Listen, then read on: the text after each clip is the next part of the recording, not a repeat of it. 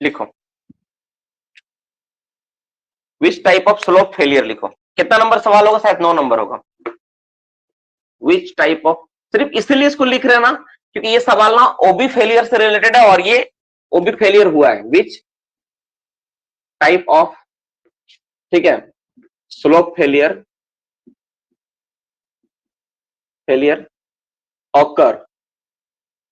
occur in OB dump bench. OB dump मतलब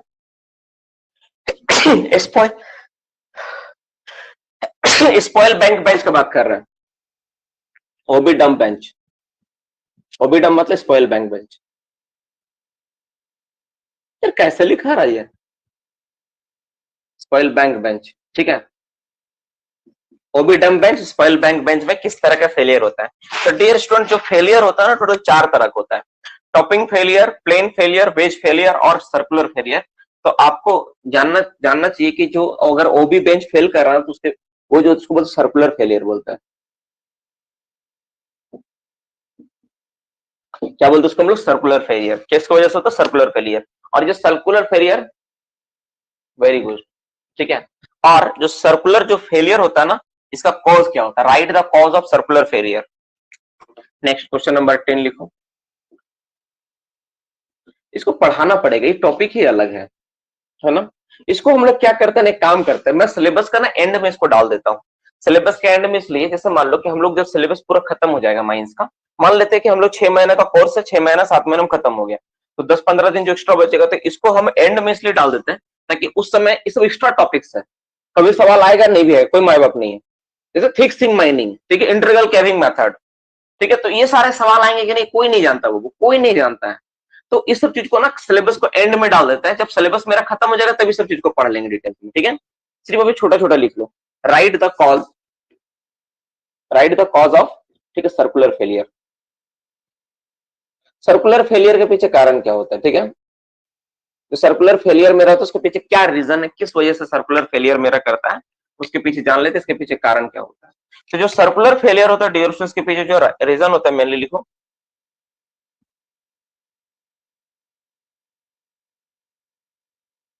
due to tension, tension in multiple direction, मतलब अलग अलग direction में जो टेंशन होता है ना, तो सर्कुलर फेल करता है, ठीक है। टेंशन इन मल्टीपल डायरेक्शन के कारण होता है। और अगर यही वाला अगर वेज फेलियर होगा ना, वेज फेलियर होता है, और wedge failure due to, wedge failure भी याद रखना, वेज फेलियर अगर होगा तो उसके पीछे क्या कारण होता है, वेज फेलियर। ये सवाल एकदम अलग है, इससे रिलेटेड नहीं, ये जस्ट एक नोट में अलग से दे रहा है ना। वेज फेलियर ड्यू टू क्यों होता है? ड्यू टू, ठीक है, टेंशन इन, ठीक है, two different direction, tension in two different direction, दो अलग अलग डायरेक्शन में टेंशन लगने के बाद होता है, ठीक है, इस वजह से होता है ये। नॉर्मली जो मेरा ओबी होता है ना, जो सॉफ्ट, माफ करना, जो ओवर बर्डन बेंच होता है उसमें वेज टाइप का फेलियर देखने को मिलता है, ठीक है। ये एनसीएल में सवाल पूछा था। 4 फेलियर बता दीजिए। आज नहीं बता पाऊंगा, आज थोड़ा सा मुझे उस पार्ट को ना स्टडी करना पड़ेगा, वो भी ईमानदारी से बात करता हूँ, एकदम स्टडी करना पड़ेगा, क्योंकि देखो रियल बात यह है ना कि टॉपिक हम लोग का माइनिंग का कभी भी हम लोग माइनिंग में नहीं था। जैसे ये वाला एक फेलियर वाला सब्सिडेंस वाला, ये मेन माइनिंग का पार्ट है ही नहीं। मतलब क्या बोलते हैं ना कि डिप्लोमा लेवल पे बहुत कम इसके बारे में जानकारी है, तो इसके लिए ना हमको थोड़ा सा स्टडी करना पड़ेगा एक बार फिर से, ठीक है। उस स्टडी करने के बाद उसमें जो रहेगा ना उसके बाद हमको बताना पड़ेगा। चारों का नाम आपको लिखना, चारों का नाम मैं बता सकता हूँ अभी, अगर आप नाम लिखना चाहो तो। एक होता है आपका चारों को, यदि नाम आप जानना चाहते हो तो नाम यहां मिटा के लिख दूं क्या?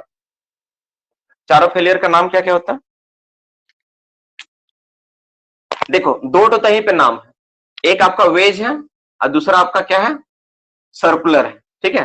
वेज और सर्कुलर दो नाम लिखियो आप, है ना। तीसरा नंबर नाम लिखो टॉपिंग, TOPPING, टॉपिंग फेलियर होता है, ठीक है। और चौथा नंबर आप नाम लिखो, टॉपिंग फेलियर के बाद एक और होता है प्लेन फेलियर, इसका कैलकुलेशन भी है। ये सब कैलकुलेशन वगैरह हम लोग किए थे, सब कैसा बनता है नहीं बनता है। और क्या बोले ना, मेन बात सबसे बड़ा बात है ना यार, प्रैक्टिस। आप कोई चीज को जब प्रैक्टिस में नहीं रखते हो ना, रेगुलर प्रैक्टिस नहीं करते, रेगुलर पूछते नहीं हो, कुछ पूछता नहीं है, तो आप भूल जाते हो। बस यही दिक्कत मेरे साथ भी है, मैंने भी किया, भूल गया।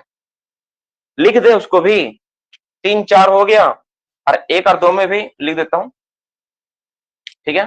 3 4 हो गया, 1 नंबर यहां लिख देता हूं, वेज फेलियर,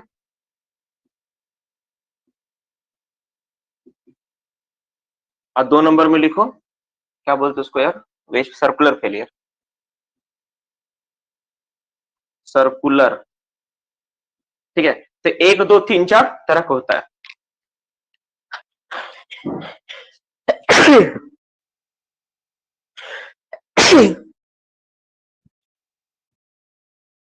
तो मोटा मोटी फटाक से आप इसको लिख लो। तो ये सारे सवाल थे आज के बारे में, आज का सेशंस का मोटा मोटी सवाल था जो हम आप लोग के लिए लेकर आए थे।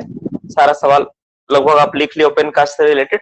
और देखो, कोई भी आप लोग याद रखना एक बात हमेशा, कि कोई भी चीज ना कंप्लीट कभी होता नहीं, मेथड तो कभी नहीं। 10 का आंसर ये लिखे, टेंशन इन, क्या लिखे यार, opposite direct,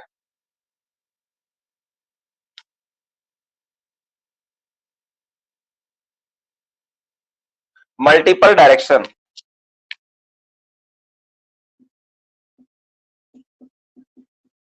multiple direction,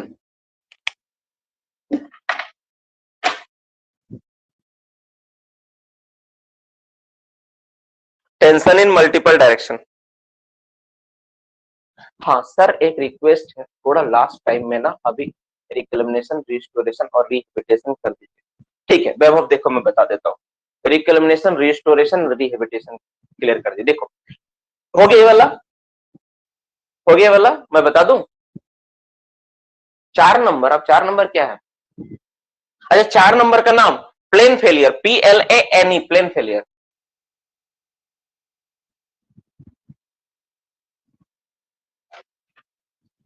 whole road का कितना दिन में इंस्पेक्शन करते हैं, हमेशा, पर डे 7। अच्छा होल रोड के इंस्पेक्शन मतलब उसको पर्टिकुलर जांच, पर्टिकुलर जांच मतलब क्या बोलना चाह रहे, बोलो कि जाके उसका जांच करना है। यार ऐसा सवाल तो मैंने ध्यान में नहीं रहा, किसी के पास कोई डाटा है इसके बारे में, होल रोड का पर्टिकुलर जांच कितने दिनों में करते हैं क्या, हाँ इसका जांच करके रिपोर्ट बना के लिखेंगे।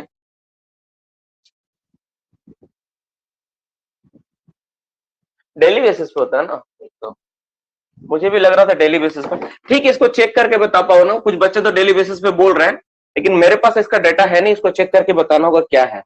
मुझे भी जहां तक लग रहा है डेली बेसिस पे ही होना चाहिए, कि डेली जैसे, चलो देखो बाबू देखो, क्या सवाल, एक पॉइंट है। देखो बोला कि रिकलमिनेशन से रिलेटेड, रिकलमिनेशन में एक होता है, रिकलमिनेशन होता है, रीस्टोरेशन होता है,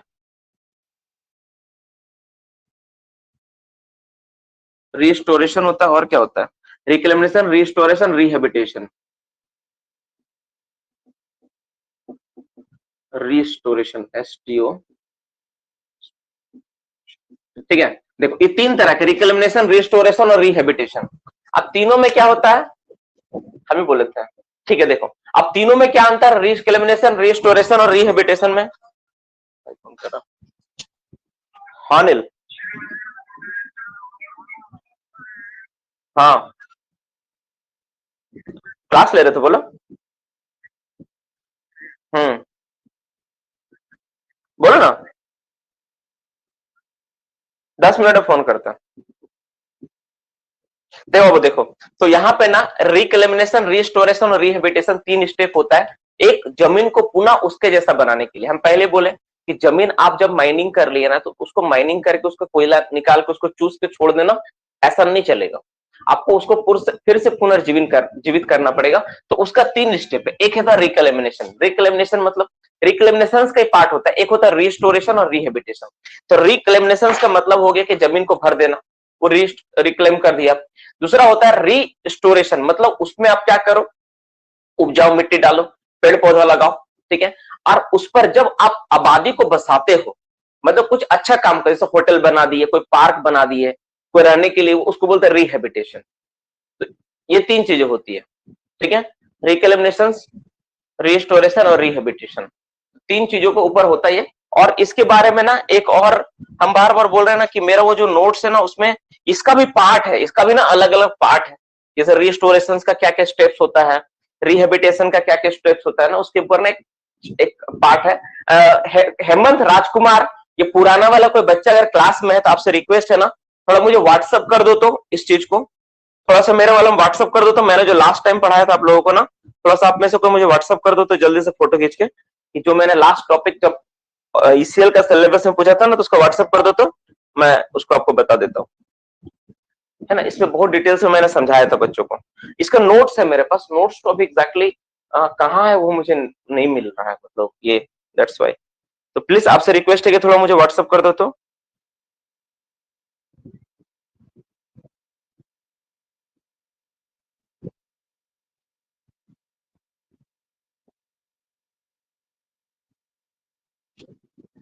है ना, मैं पढ़ाया हूं ना, आपके पास है ना। हाँ, रिक्लेमिनेशन वाला व्हाट्सअप कर दो तो पूरा।